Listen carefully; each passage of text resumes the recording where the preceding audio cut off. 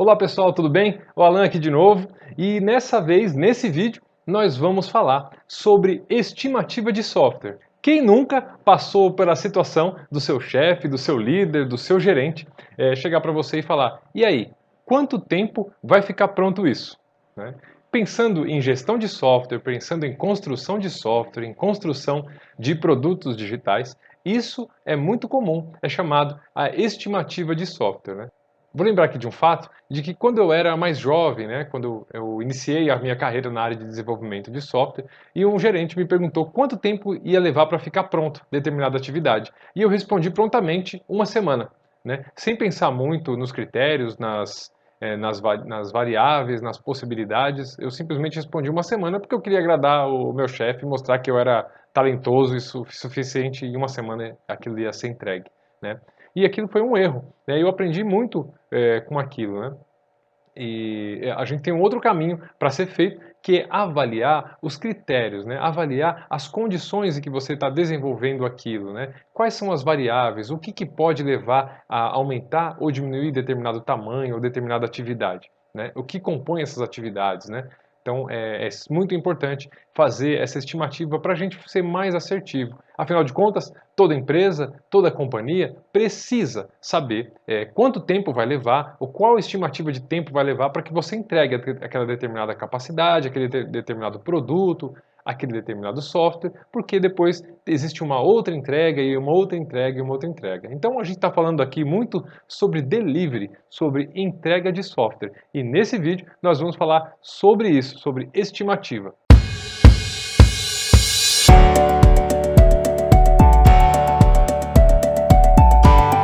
Recentemente, eu falei lá no Twitter, se você ainda não me segue no Twitter, twitter.com/alangóes, você me segue lá, né? Eu coloquei uma enquete, e nessa enquete tiveram um pouco mais de 500 respostas, 500 pessoas responderam essa enquete, onde eu perguntei: que tipo de estimativa de software você anda utilizando na sua equipe, no seu time, na sua squad?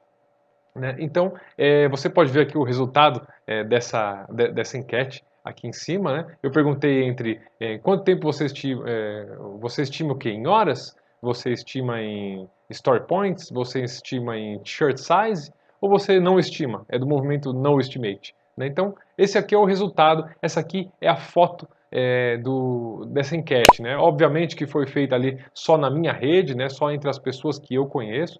E 500 pessoas responderam nessa enquete. A maioria das pessoas eram desenvolvedores de software, tech leads, scrum master, product owners, mas a maioria deles desenvolvedores front-end e back-end. Mas aqui já dá uma bela ilustração de como é feito hoje, em 2021, essas estimativas, como estão distribuídas essas atividades aí, como que as pessoas fazem a estimativa de software nesse momento. Né? Eu acho importante, né, dar um passo para trás. Por que eu estou fazendo esse vídeo? A minha motivação desse vídeo é mostrar o quanto era custoso e difícil fazermos estimativas de software antes do movimento de agilidade, antes do manifesto ágil. Como a gente fazia isso, e algumas empresas ainda o fazem, né, antes do modelo ágil, né, antes da metodologia ágil. Né? Então a gente trabalhava com a metodologia em cascata, waterfall, o modelo tradicional. Né? Como eram feitas as estimativas de software nesse contexto, né? Lá em 1970, 1980, 1990, 2000, nos anos 2000. Né?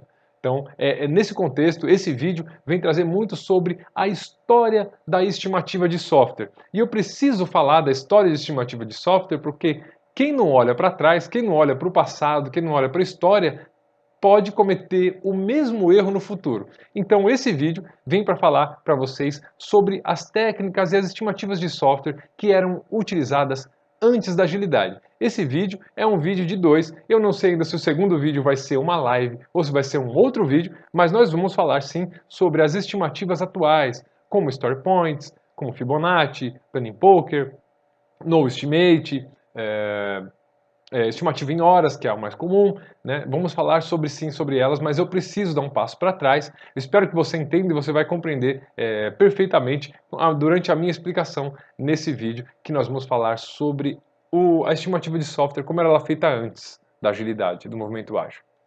Bom, a palavra estimativa, ela vem lá da etimologia, ela fala que é uma avaliação aproximada, né? Que é uma avaliação aproximada, não é uma certeza, né? Eu estimo, né? Eu dou ali por volta de 8 horas, por volta de 15 horas, por volta de um mês, por volta de 2 semanas. Né? Então, uma estimativa fica nesse âmbito. Então, ela é uma abstração, é quase que um feeling do time. Né? E o feeling aqui não é. O feeling aqui tem muito a ver com o repertório, tem muito a ver aqui com a experiência do time que está envolvido, que está imbuído no desejo de desenvolver e de entregar algo. Nesse caso, um software, nesse caso, um produto digital. Né? Lá em, lá em 1900 Deixa eu ver aqui qual foi a data. Bom, para falar de estimativa de software, a gente não tem como não dizer, não falar sobre uma coisa que a gente chama de cone da incerteza. O pessoal de gerência de projetos que trabalha na área de software, provavelmente já deve ter ouvido falar sobre o cone da incerteza. Lá em 1984, um camarada chamado Barry Boehm, ou Boehm, não sei a pronúncia correta, né, escreveu um livro chamado Software Engineer Economics. E nesse livro, Software Engineer Economics, ele falava muito sobre o cone da incerteza. E esse cone, que eu vou colocar aqui na tela para vocês, resumidamente, ele fala o seguinte, que quanto mais longe da entrega do software, mais incerteza você tem sobre quanto tempo você vai levar para construir aquilo. Parece natural, né? Quanto mais longe, se a gente está nas etapas ainda de concepção, nas etapas de definição de projeto, de requisito, né? Pensando lá no desenho do modelo tradicional, eu não estou falando da metodologia ágil, estou falando do modelo ainda tradicional, né? Era muito comum que lá no começo, né, na concepção do projeto, você ainda não tinha uma visão completa sobre o que você ia construir, sobre o seu projeto, sobre o seu produto que você ia entregar. Ora, nesse caso, a incerteza é muito natural. E aí ele criou esse cone da incerteza falando que uma atividade poderia variar de 4 para cima e 4 para baixo, 4 vezes para mais ou para menos. A gente podia subestimar ou superestimar essa determinada atividade. Então, uma atividade que levou realmente 4 horas para construir determinada coisa, né, nos primeiros etapas do processo, ela poderia variar a gente podia ter estimado em 16 horas ou poderia ter estimado apenas em 1 hora, né, essa variação aí de 4 para mais ou 4 para menos. Né? Então, quanto mais distante da entrega, quanto mais distante do desenvolvimento do software, mais incerteza se gera. E à medida em que a gente vai evoluindo nas etapas de definição, nas etapas de requisito, nas etapas de projeto, de interface, né, essas incertezas vão se reduzindo, os requisitos vão ficando cada vez mais claros e as incertezas vão diminuindo e a estimativa tende a ser mais assertiva, tende a ser mais certeira. Né? Então, esse é o cone da incerteza, né? E era muito comum quando a gente fala em metodologia tradicional de desenvolver software, a gente fazia um grande pacote para ser entregue ao final, onde a gente tinha as etapas lá de análise, de requisitos, de desenvolvimento, de testes e de entrega, né? Eram grandes cascatas, era cascata, né? Era a metodologia tradicional, onde a gente fazia as reuniões com os usuários, escrevia todos os requisitos, depois a gente desenvolvia todo o software, depois testava todo o software para só então a gente fazer uma entrega de um grande bloco, de um grande entregável. Nesse contexto, né, o cone da incerteza fazia muito sentido e realmente, quanto mais distante estávamos, mais míope a gente estava de fazer uma estimativa assertiva. Então, esse cone da incerteza, ele fazia muito sentido para quando a gente desenvolve na metodologia ou no método tradicional de desenvolver software, o famoso cascata, o waterfall. Hoje existem mecanismos ou dispositivos muito mais interessantes e atrativos, como um Product Discovery, onde você reduz ali as suas incertezas através de validação de hipótese, para só colocar na roda na trilha de desenvolvimento o que faz sentido, o que é prioritário e o que tem mais valor para o negócio. Né? Mas antes, né, hoje esse Product Discovery, Product Delivery, ele é muito jovem, é muito recente, né, para o mercado de desenvolvimento de software, para a maioria deles, pelo menos. Né? Em startups isso é muito comum, insurtechs e empresas mais jovens, né, que já trabalham no modelo de desenvolvimento ágil, né? No famoso Dual Track Agile, que a gente tem o Product Discovery e depois o Product Delivery. Mas eu estou falando de software desenvolvido em 1970, 1980, 1990, onde a gente não tinha esse conceito de agilidade, de Dual Track Agile, não tinha nada disso. E é sobre nesse contexto que a gente vai falar aqui nesse vídeo hoje. Bom, como eu já tinha falado, daquele Barry Boehm que criou o cone da incerteza, que ele cunhou esse termo do cone da incerteza, né? Este mesmo camarada, esse Barry Boehm, lá no final dos anos 70, ele criou uma metodologia, um mecanismo de estimativa, né, que era antes do movimento ágil, né, era uma estimativa chamada COCOMO. Exatamente isso, COCOMO. E que é um acrônimo, na verdade, de Constructive,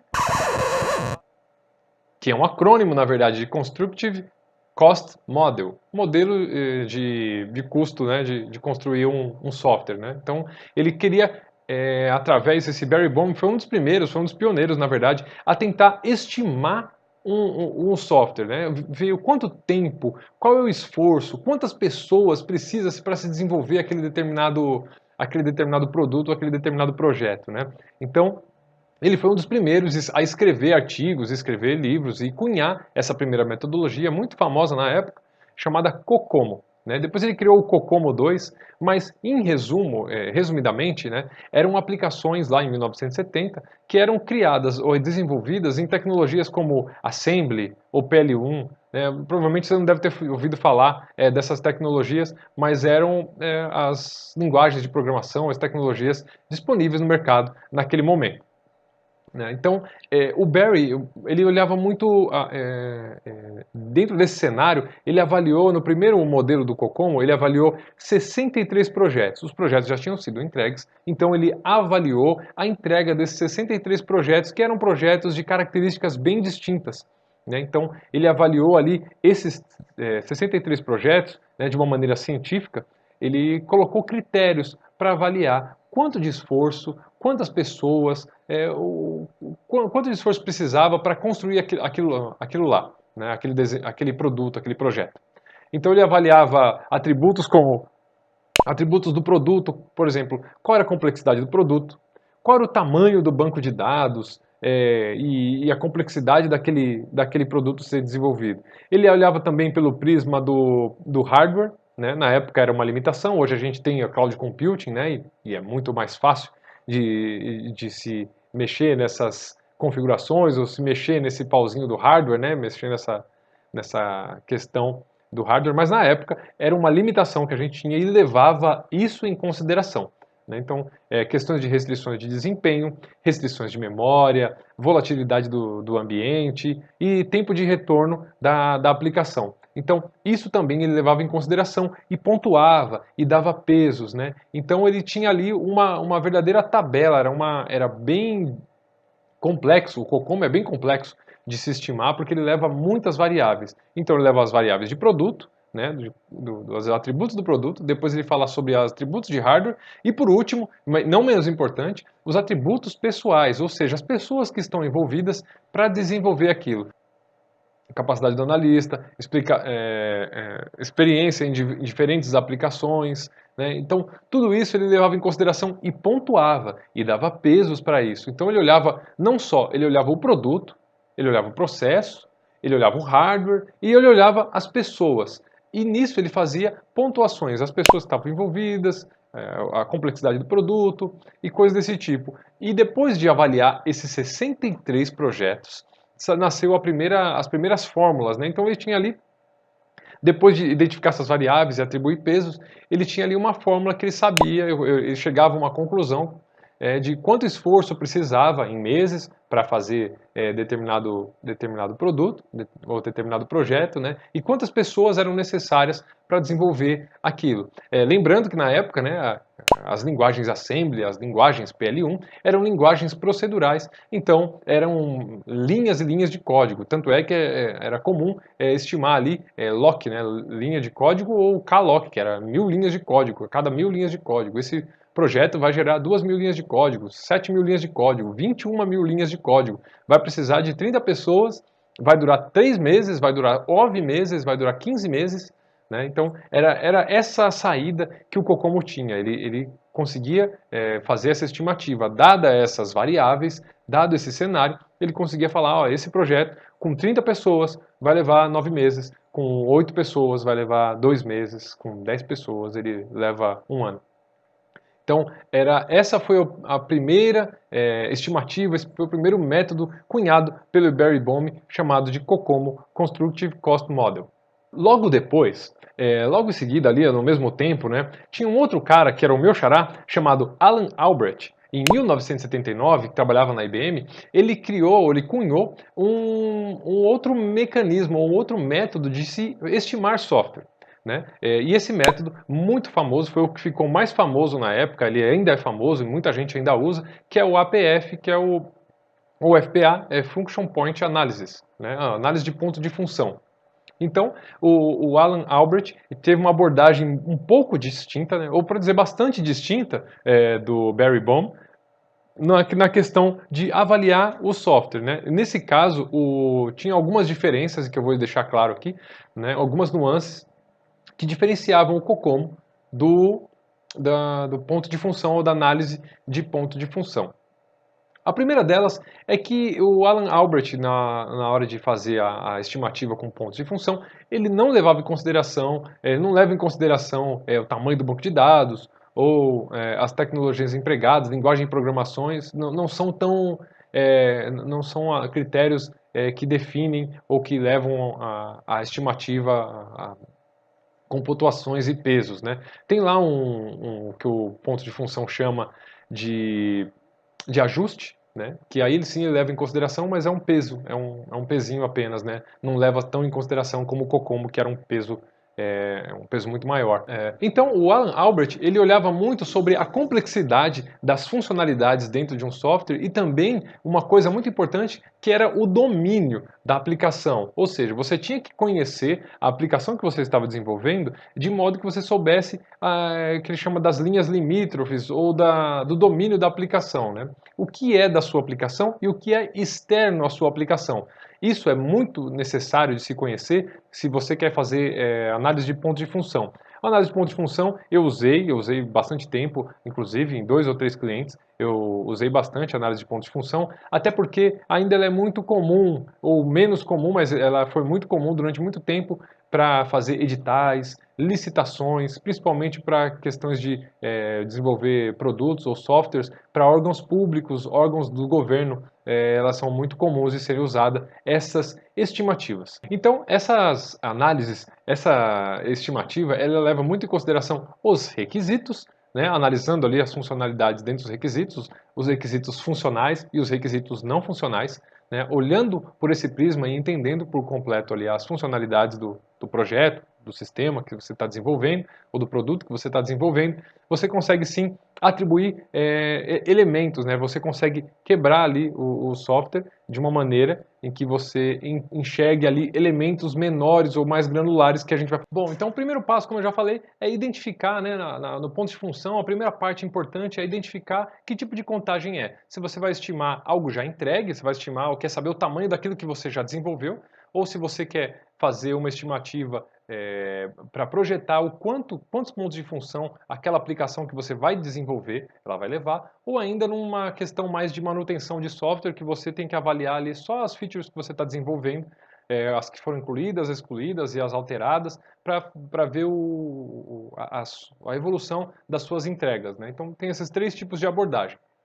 Uma vez definido isso, você tem que avaliar a questão da fronteira. E isso é muito importante para o ponto de função. Realmente é bem relevante, porque você precisa conhecer as linhas limítrofes, né, as bordas, né, as famosas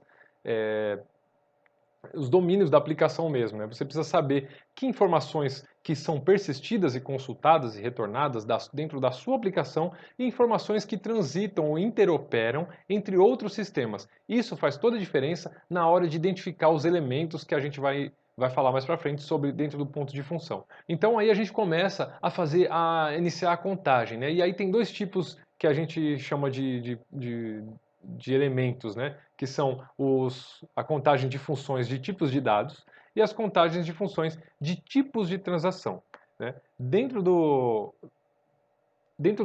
das funções de tipo de dado estão a ALI, né, que é arquivo lógico interno, e a AIE, que é arquivo de interface externa. Ou seja, se você... que nada mais são, no fim das contas, né, do que os campos, que são os dados, os valores que transitam na aplicação. Né? E se a gente está falando de um ALI, de um arquivo lógico interno, normalmente são as tabelas, são as colunas dentro do banco de dados ali. Elas são normalmente, a gente tem essa referência, esse depara, o arquivo lógico interno. E quando a gente interopera com outro sistema, seja através, hoje, né, de XML, de REST e coisas do tipo, e lá no passado a gente usava, por exemplo, pacotes ISO 8583 ou outros mecanismos, outros protocolos de comunicação mais antigos na época, né? Quando a gente fazia essa interoperação entre sistemas, a gente considerava isso como uma AIE ou um arquivo de interface externa. Então, esses eram os tipos de dados, né? Funções, né? Análise de pontos de função são funções de tipo de dado. Mas tinham também as funções de tipo de transação. E essas funções de tipo de transação eram as famosas E, entrada externa, CE, consulta externa, e SE, saída externa. Entrada externa, no caso, é uma tela que a gente faz um cadastro, é uma entrada externa, né? O usuário vai ali e vai fazer um cadastro, vai fazer uma pesquisa, né? Tudo isso aqui que ele imputa dados, né, é uma entrada externa. Né? Uma consulta externa é uma consulta, uma tela de consulta, onde a gente faz ali a consulta. Estou falando de maneira resumida, obviamente que existem questões que são uma linha meio acinzentada e precisa-se, né, de ali um diálogo. Mas pensando nas linguagens da época, como COBOL, como PL1, como Assembly, né, era muito mais fácil de ter essa visão clara. Né? Tinha ali uma telinha feia, uma telinha preta feia, uma telinha verde ali, né, onde você imputava os dados, consultava, retornava e fazia suas transações. Então era muito comum ali para a época você entender o que era uma EE, uma entrada externa, uma CE, que era uma consulta externa, ou uma SE, que era uma saída externa, como um relatório, por exemplo, pode ser uma saída externa. Então, a gente olhava para esses requisitos de software, olhava para todo esse conjunto, né, de requisitos e os classificava, né, como entrada externa, saída externa, consulta externa. Olhava também a questão de persistência dos dados ou de tráfego de dados, onde é o ALI, né, arquivo lógico interno, ou arquivo de interface externa. E aí, baseado nisso, né, a quantidade de campos, a quantidade de transações que são feitas, de mensagens que são trocadas, né, a complexidade dessas transações, dessas funções de tipo de dado ou funções de tipo de transação, elas têm pesos e têm pesos distintos, e aí, baseado nisso, você tem uma estimativa de que determinado requisito tem 3 EEs, uma média, uma complexa e uma baixa, uma alta, uma média e uma baixa. Tenho duas SEs, que é duas saídas externas, e aí cada uma delas tem o seu peso, e tem 4 CS, que são consultas externas. Então, você vai ali, através do prisma do ponto de função, da análise de ponto de função, você consegue colocar pesos, atribuir pesos, identificando sempre que tipo de ponto de função é e os seus pesos. Com isso, essa estimativa do Alan Albert, essa análise de ponto de função, ela fez muito sucesso. Inclusive, existem comunidades como o IFPUG e o BFPUG, que são comunidades ali que tem a intenção de juntar as pessoas, de divulgar esse conhecimento, de tirar dúvidas, né? Uma comunidade bem ativa. Eu já tive a oportunidade de lançar dúvidas quando eu tinha dúvidas se era uma saída externa, se era uma consulta externa e tal. Eu explicava lá a situação e essa comunidade nos ajudava a compreender e dar mais clareza sobre isso, né? Então, existe até certificação, profissionais que são certificados em ponto de função, e era uma certificação, eu não sei se ainda é muito válida, mas na época ela varia muito. Um profissional que sabia fazer estimativa dentro de ponto de função, ele era muito valorizado no mercado de trabalho. Tem ainda uma questão, né, que o Alan Albert levava, que era o fator de ajuste, né, que ele levava ali esse cálculo que a gente fazia era o que a gente chamava de fator não ajustado.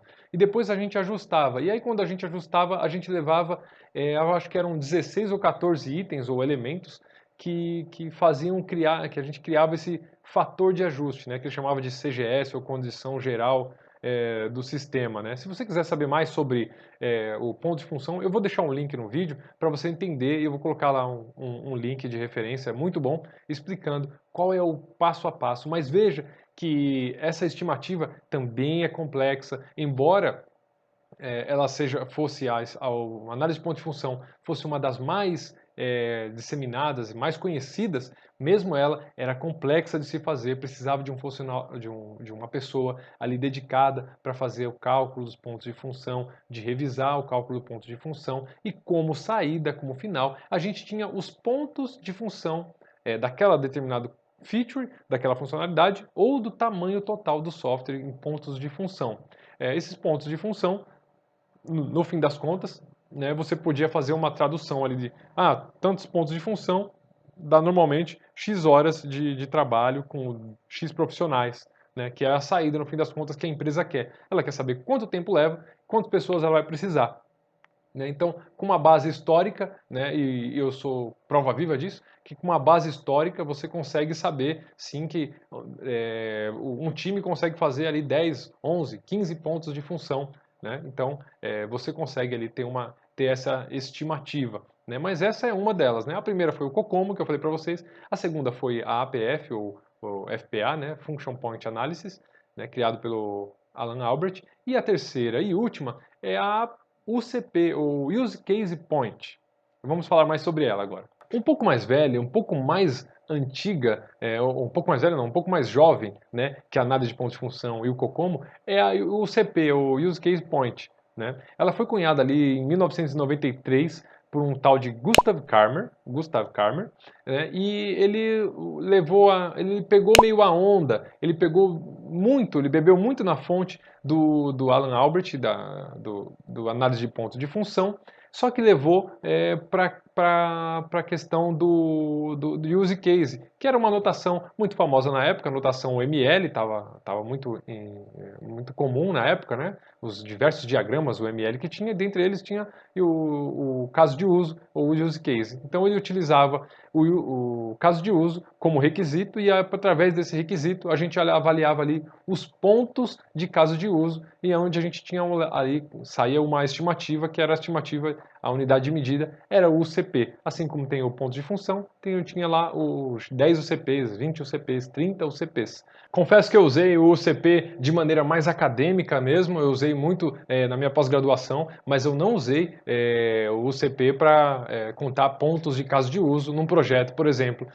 Foi muito mais usado o FPA, o UCP eu conheci de maneira mais teórica. Né? Mas o UCP também, assim como o ponto de função, que tinha um ponto de função ajustado, e o ponto de função não ajustado e o ajustado, também tinha lá o use case point, tinha lá o ajustado e o não ajustado, né? Bom, pessoal, e para finalizar aqui falando sobre a UCP, o use case point, conhecido também como ponto de caso de uso, né? Ele levava em considerações ali, como eu tinha falado para vocês, ele bebia muito da fonte do APF, do análise de ponto de função, né? Tinha como sair dali o ponto de função e nesse caso ele tinha como sair da métrica ponto de caso de uso. Né? Então, para quem tem mais familiaridade com use case, ou caso de uso, né? Que é um dos diagramas ali dentro da linguagem de UML, Unified Modeling Language, se eu não estou enganado, né? Essa UML ela trazia ali o caso de uso, e o caso de uso era um dos principais requisitos, né? E se você lembrar, ou se você conhecer o caso de uso, você vai lembrar que tinha atores e tinha ali as elipses, ou as bolinhas que o pessoal falava, mas na verdade era uma elipse, né? Que representava ali as funcionalidades, as capacidades que que o software tinha, que o sistema tinha. Né? Então, ele levava ali em consideração, para fazer a pontuação, ele levava o peso tanto do ator quanto dos casos de uso, ele atribuía ali pesos para esses camaradas até chegar num ponto de caso de uso. Ele tinha o mesmo conceito de pontos ajustados e pontos não ajustados, né? E diferente do caso do ponto de função, ele tinha ali o que ele chamava de TCF, ou Technical Complexity Factor, que era o fator de complexidade técnico, e tinha também o fator de complexidade do ambiente, o ECF, Environment Complexity Factor. Né? E aí era como se fosse ali uns pesos de calibragem, que ele olhava tanto o ambiente quanto às questões técnicas, além, é claro, do que mais importava, que eram as funcionalidades, os casos de uso, os requisitos, no fim das contas, né? E aí se chegava também aos pesos do Use Case Point.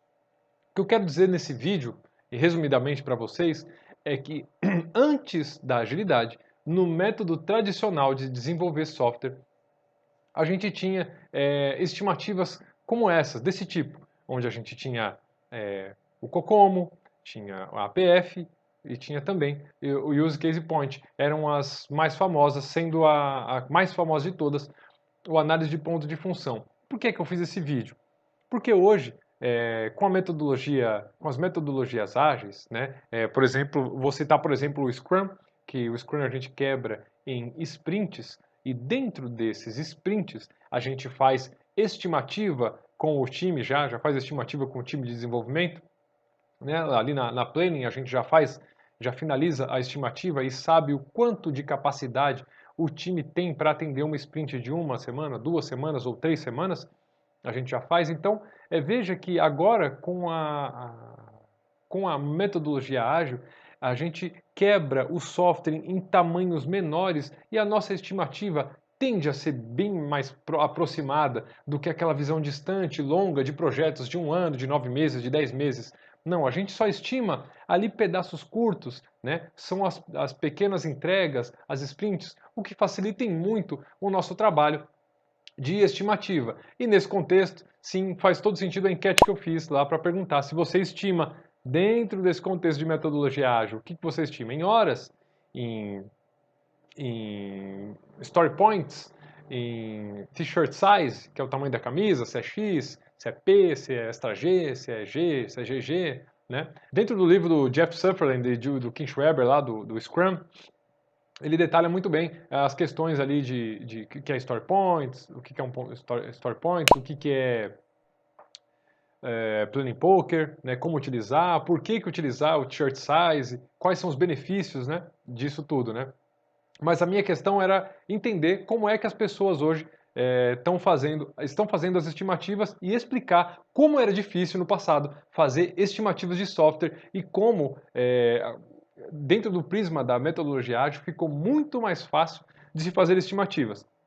No próximo vídeo, eu acho que eu vou fazer uma live para falar sobre esses pontos de vista distintos de pessoas que se utilizam de contagem em horas, contagem em story points, fazendo planejamento de planning poker, fazendo, não estimando, né? Quais são os benefícios? Por que ela não estima?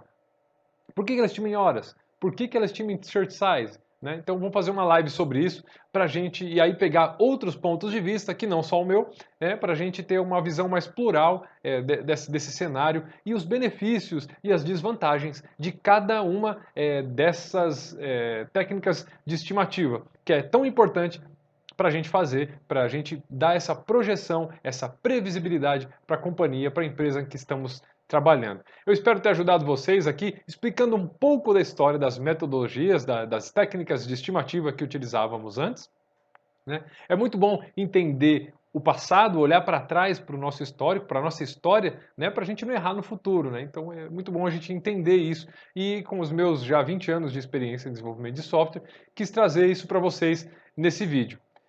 Se você ainda não conhece, né, esse canal, se inscreva no canal. Né? A gente vai falar aqui ao longo desses vídeos aqui que eu vou postando. A gente fala sobre agilidade, fala sobre desenvolvimento de software, gestão de produtos digitais, fala sobre tecnologias. Então, seja muito bem-vindo e fique à vontade aqui para colocar o seu comentário. Se eu tenho uma outra técnica, outra estimativa que eu não mencionei, mas que você usa, por favor, coloque aqui, estamos abertos e podemos fazer um novo vídeo para falar sobre isso. E se o seu time que trabalha na metodologia ágil usa uma dessas técnicas, também comenta aqui embaixo. Eu uso horas, eu uso story points, eu uso t-shirt size, eu não estimo. Né? Vai ser muito bom, vai fomentar aqui nosso próximo vídeo, a nossa próxima discussão, que vai ser em cima de como estimamos software atualmente, como estimamos software hoje em squads, em times de desenvolvimento Scrum, nesses times, um jeito moderno de se desenvolver software. Tá bom? Até lá. Eu queria fazer um pedido para vocês, já ia esquecendo.